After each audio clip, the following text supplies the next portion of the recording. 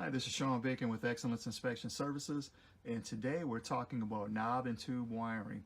Have a wonderful opportunity to take a look at a home that was built in South Suburban Homewood in 1904.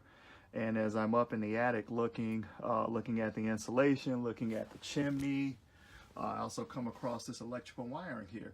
Now, this is what's called knob and tube wiring. This was the dominant type of electrical wiring in homes during that particular time, actually up until the early 1920s.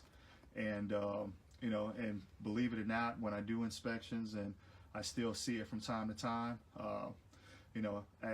pretty cool to see, but it's definitely outdated. It's outdated, it's obsolete. So definitely would recommend to the client to have this upgraded by a licensed electrician.